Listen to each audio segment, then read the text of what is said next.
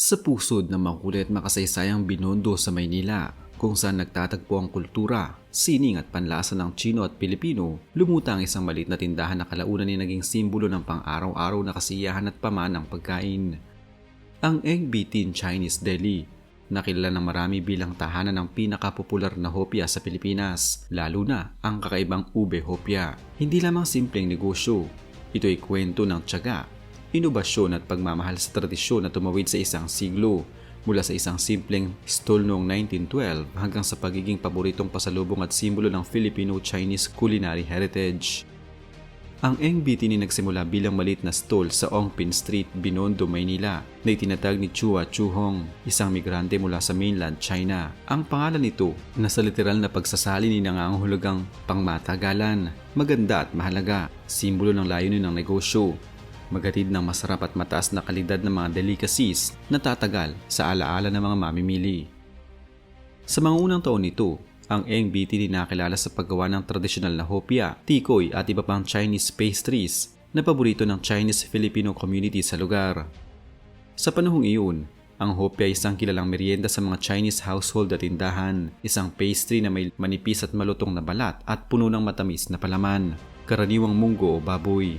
Hindi naging laging maayos ang takbo ng negosyo ng Eng Bitin sa pagdaan ng mga dekada, lalo na noong dekada 70. Dumarami ang kompetisyon sa paligid ng Ongpin Street at maging sa buong Maynila. Maraming mga tindahan ng katulad na delicacy ang umusbong at lumago, dahilan upang ang Eng Bitin ay mawalan ng kakaibang pagkakakilanlan at unti-unting mawalan ng sigla sa benta. Ang kanilang hopya na dati kilala sa tibe at lasa ay hindi na gaanong pinapansin ng mga mamimili. Sa puntong iyon, ang negosyo ay halos malubog sa utang at nawala ng kaakit-akit sa mga suppliers at kasosyo.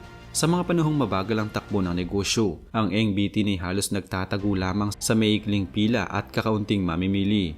Isang malungkot na tanawin para sa isang establishmento na may pinagmula noong unang bahagi ng ika-20 siglo. Ang tradisyon ay tila nauupo sa anino ng modernong panlasa at lumang paraan ng paggawa. Ngunit sa kabila ng mga pagsubok, nanatili ang pamilya Chua na may pangarap na buhayin muli ang pinatuyong apoy ng kanilang negosyo. Ang kwento ng pagbabalik sigla ng Eng Bitin ay hindi maaring maihiwalay sa pangalan na Jerry Chua, apo ni Chua Chu Hong. Noong 1987, sa murang edad na 21, tanggap ni Jerry ang hamon na pamunuan ng negosyo sa kabila ng paglobo ng utang at paghina ng interes ng publiko. Sa isang panahon kung saan maraming nagsasabi na halos huli na ang lahat, pinili ni Jerry na tingnan ang problema hindi bilang wakas, kundi bilang simula ng bagong yugto. Ang inspirasyon ay dumating sa pinaka hindi inaasahang pagkakataon. Habang nagpapahinga pagkatapos ng mabagal na araw ng benta, napadaan si Jerry sa isang supermarket at nagtanong sa tendera kung ano ang pinakabentang ice cream flavor. Ang sagot na ube. Ang paboritong lasa ng marami sa Pilipinas. Nagbigay ito sa kanya ng ideya ng bahagyang pagkakaiba sa flavor ng tradisyonal na hopya. Nagpasya siyang gumawa ng ube-flavored hopya, isang kakaibang timpla ng lokal na paboritong lasa at tradisyonal na Chinese pastry. Ang proseso ng paggawa ng ube hopya ay hindi naging madali. Naglakbay si Jerry sa Pampanga upang mag-aral ng paggawa ng halayang ube at tinutukan ng pagunlad ng mas creamy at mas masarap na palaman para sa hopya. Sa pagbuo ng bagong recipe, nag-eksperimento rin siya sa ibang paraan ng paggawa upang mapanatili ang kalidad at lasa na tatangkilikin ng mga mamimili. Ang resulta ay isang produkto na hindi lamang kakaiba ngunit masarap, malinamnam at talagang nagpukaw ng interes ng mga lokal. Nang ipakilala ang ube hopya, agad itong humakot ng atensyon ng publiko. Hindi lamang ito isang bagong variant, kundi isang simbolo ng fusion ng panlasa, pinagsama ang klasikong Chinese pastry at paboritong Filipino flavor. Ang Eng Bitin mula noon ay mas kilala bilang Eng Bitin Chinese Deli sa halip na simpleng hopya factory ay unti-unting sumikat sa buong bansa. Isa sa malaking tulong sa paglaganap ng Eng Bitin ay ang pagkakaroon nito ng feature sa isang episode ng lokal na telebisyon sa palabas ni Cory Aquino. Ang pagpapakita ng kanilang ube hopya sa programa ay nagdala ng mas malawak na exposure at mula noon, hindi na lamang ito kilala sa Binondo kundi pati na rin sa ibang bahagi ng Pilipinas. Maraming mga turista at mamamayang Pilipino ang dumayo sa tindahan upang subukan ang kanilang tanyag na hopya at ito ay unti-unting naging bahagi ng food culture sa bansa. Ang pagangat ng Eng Bitin sa puso ng mga Pilipino ay bunga ng maraming salik. Una, Ang ube hopya ay isang pagkilala sa lokal na panlasa. Ang ube na matagal nang bahagi ng kulturang Pilipino tulad ng ube halaya, ice cream at iba pang dessert ay agad na nagka-resonate sa mga mamimili. Ang pagsama ng ube sa tradisyonal na hopya ay hindi lamang bagong timpla. Ito ay pagbuo ng isang bagay na may malalim na ugat sa puso at panlasa ng mga Pilipino. Pangalawa, ang ube hopya ay naging simbolo ng pagiging makabago habang iginagalang ang tradisyon. Sa isang bansa na punong-puno ng multikultural na impluensya, ang Eng Bitin ay naging halimbawa ng kung paano ang pagkaing dayuhan ay maaaring gawing sarili at kung paano ang paggalugad sa mga bagong lasa ay maaaring magbukas ng mas malawak na pananaw sa kung ano ang tunay na Pinoy. Habang lumalago ang Eng Bitin, hindi lamang ito nanatili sa Binondo. Sa pagdaan ng panahon, nagbukas ito ng maraming sangay sa iba't ibang lugar sa Luzon at unti-unting pinalawak ang availability ng kanilang mga produkto sa malls, supermarkets at iba pang tindahan. Sa katunayan, ayon sa pinakahuling ulat, mayroon ng mahigit 50 branches sa buong Luzon. Lahat ay pagmamay-ari pa rin ng pamilya at hindi prangkisa upang mapanatili ang kalidad at identity ng produkto. Ang Eng Bitin ay hindi lamang limitado sa Pilipinas. Ang kanilang hopya ay naangkat na rin sa iba't ibang bansa. Ayon sa impormasyon mula sa media, ang mga produkto nito ay ni-export na sa mahigit 18 bansa sa buong mundo, kung saan ito ay tinatangkilik ng mga OFWs at mga mamamayang Pinoy sa ibang bansa na naghahanap ng piraso ng kanilang pinagmulan at panlasa. Bagamat ang ube hopya ang pinakatanyag na produkto ng Eng Bitin, hindi lamang iyon ang kanilang niluluto. Sa paglipas ng panahon, nag-develop sila ng iba't ibang hopya flavors na sumusunod sa iba pang paboritong lasa ng mga Pinoy, tulad na lamang ng munggo, pandan, pinya, durian, ube langka, ube keso, kundol at iba pa.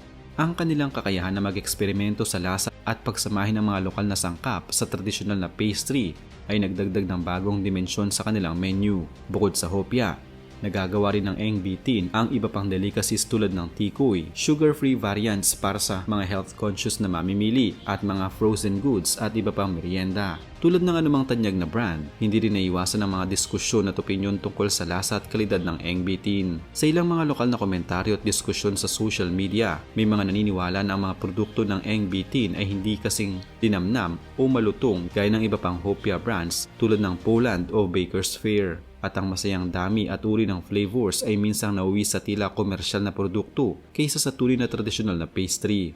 Ang mga ganitong opinyon ay bahagi ng mas malawak na diskurso sa palengke ng pagkain, kung saan ang personal na panlasa at nostalgia ay malakas na impluensya sa kung ano ang itinuturing na masarap o mas tunay. Mayroon ding mga pagkakataon na lumabas sa social spaces ang iba't ibang mga opinyon tungkol sa brand.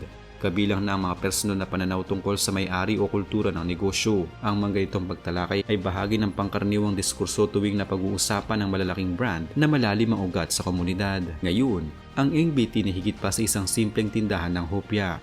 Ito'y naging bahagi ng pangkulturang kasaysayan at roadmap ng pagkain sa Pilipinas. Isang brand na kinikilala hindi lamang sa lokal na merkado kundi maging sa pandaigdigang tanawin ng Filipino cuisine. Patuloy itong nagpo-produce ng daan-daang libong packs ng hopya araw-araw at ang kanilang flagship na ube hopya ay nananatiling pinakamabenta hanggang ngayon. Sa merkado ngayon na puno ng kompetisyon mula sa iba't ibang mga delicacy makers at pastry shops, nananatiling matibay ang posisyon ng Eng Bitin dahil sa kanilang malawak na flavor offerings, patuloy na inobasyon at malalim na koneksyon sa tradisyon ng Filipino at Chinese culinary heritage.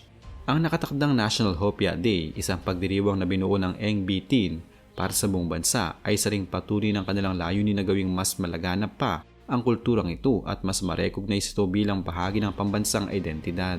Ang kwento ng Eng Bitin ay higit pa sa isang negosyo. Ito ay isang sanaysay ng pagkakakilanlan, pagbabago at pag-uugnay ng kultura. Mula sa isang maliit na hopya stall noong 1912 hanggang sa pagiging paboritong Filipino delicacy maker sa higit isang siglo, ang Eng Bitin ay nananatiling buhay at masigla dahil sa kakayahan nitong mag-akma sa panahon habang inaalagaan ng tradisyon. Ito rin ay patunay na ang tunay na tagumpay ay hindi nasusukat lamang sa dami ng produkto o laki ng negosyo, kundi sa kung paano nito nabago at naengganyo ang puso ng mga mamimili. Sa hinaharap, habang patuloy na lumalago ang merkado at nagbabago ang panlasa ng mga bagong henerasyon, mananatiling mahalaga ang papel ng Eng Bitin bilang tagapagtaguyod ng isang pamanang pagkain na hindi lamang masarap, kundi naglalarawan ng pinag-isang kultura at kasaysayan ng Pilipinas at ng mga komunidad na bumuo rito. Kung ang isang piraso ng ube hopya ay maaaring magsalaysay ng isang siglo ng pagsusumikap at pag-asa, Ang Eng Bitin ay patuloy na magiging simbolo ng lasa, tradisyon at pag-asa. Isang kwento na patuloy na hinihintay ng mga bagong henerasyon ng mga mamimili.